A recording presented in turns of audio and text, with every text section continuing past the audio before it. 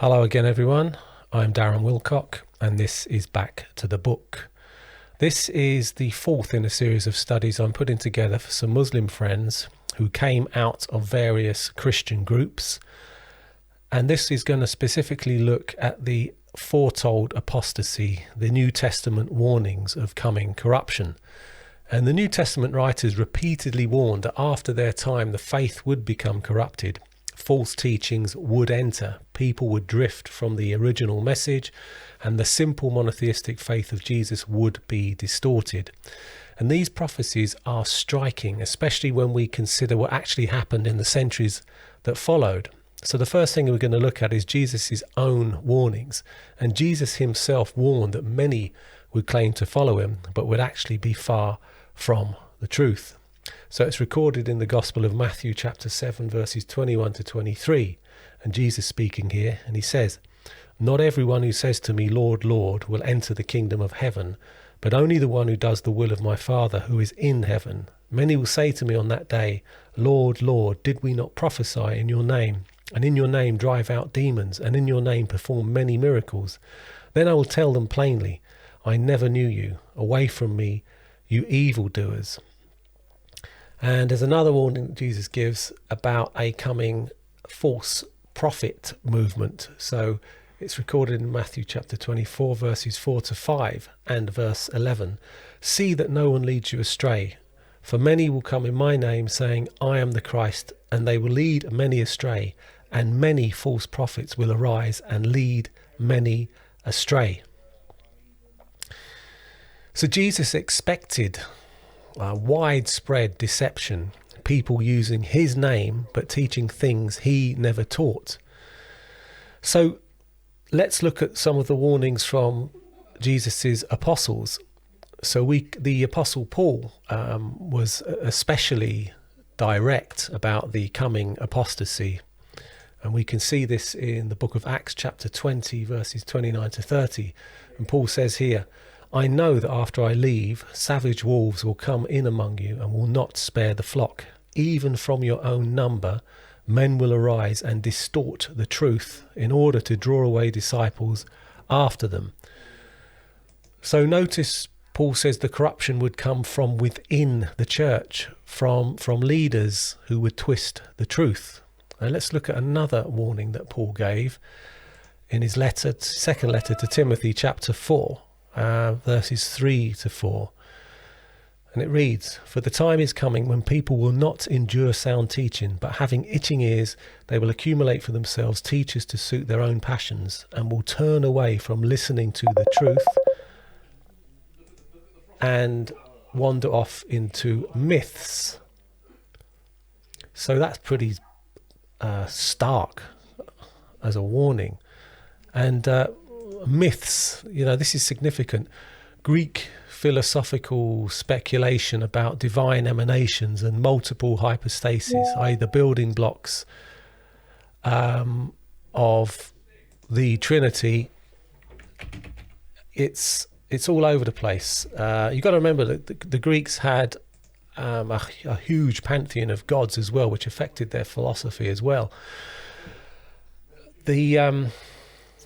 So these building blocks of Trinitarian theology, I would call them myths compared to the simple monotheism Jesus taught. We can look at another warning that Paul gave in 2 Thessalonians chapter 2 and verse 3, and he writes, "Don't let anyone deceive you in any way, for that day will not come until the rebellion occurs and the man of lawlessness is revealed." And Paul expected a great rebellion, and the word there in Greek is apostasia, from which we get the word apostasy, and he's predicting this before Christ's return. And he made another prediction in his first letter to Timothy, chapter 4 verse 1, where it says, Now the Spirit expressly says that in later times some will depart from the faith by devoting themselves to deceitful spirits and teachings of demons." So here we've got this phrase, "in later times." So not immediately, but as time passed, the faith would be corrupted. So let's look at the warnings of another apostle, the Apostle Peter. And we can read in 2 Peter chapter 2, verses 1 to 2. And Peter writes, "But there were also false prophets among the people, just as there will be false teachers among you. They will secretly introduce destructive heresies, even denying the sovereign Lord who bought them, bringing swift destruction on themselves.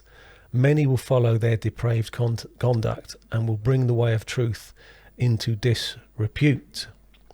So Peter expected false teachers to secretly introduce heresies, gradually, subtly corrupting the original faith. And notice, many would follow them.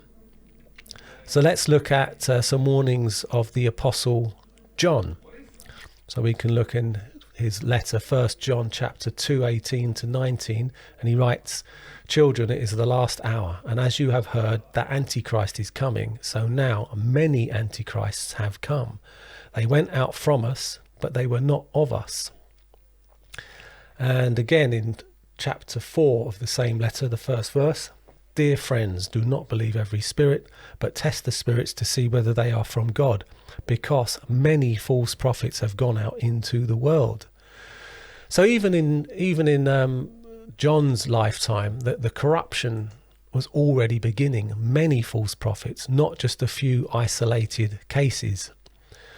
So let's look at another New Testament writer, Jude, and he writes in his letter, chapter 1, verses 3 to 4, "Beloved, although I was very eager to write to you about our common salvation, I found it necessary to write appealing to you to contend for the faith that was once for all delivered to the saints. For certain people have crept in unnoticed, ungodly people who pervert the grace of our God." So notice here the phrase, the faith once for all delivered. Jude speaks of an original faith that was complete and final, but already people were creeping in to pervert it. So let's put all this together. What does it all mean? Well, the New Testament writers clearly expected false teachers to arise from within the church. Doctrinal corruption, so turning from truth to myths and false doctrines, and gradual subtle changes, heresies secretly introduced, and widespread acceptance of the errors many would follow. So when we see the simple monotheism of Jesus, i.e. the Father is the only true God, as we read in John 17:3 in a previous lesson, we see this simple faith, this simple monotheistic faith, transformed over centuries into the complex metaphysical formulas of Nicaea and Chalcedon. We're seeing exactly what was predicted. And interestingly enough, the Quran itself acknowledges this corruption in its day when it was written. So we can look at Surah Al-Ma'idah 5:14. "And from those who say we are Christians, we took their covenant, but they forgot a portion of that of which they were reminded." So this phrase here, they forgot a portion. The Quran recognizes that Christians drifted from what they originally received. And the apostles warned it would happen. Not might, not could, but would. Time and time and time again.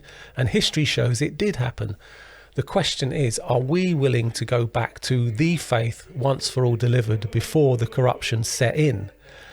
So let's have a look at a few, just to finish off, let's have a look at a few discussion questions. And why do you think Paul specifically warned that false teachers would arise from your own number? And secondly, if the apostles expected widespread apostasy, how should that affect how we evaluate later church councils and creeds? 3, the warnings speak of turning from truth to myths. What examples of this might we see in church history? And fourthly, how does recognizing the predicted apostasy help explain the differences between Jesus' simple monotheism and later Trinitarian theology? So that's the end of that one. Thank you very much for listening. If you liked it, give us a like. If you haven't subscribed, please do.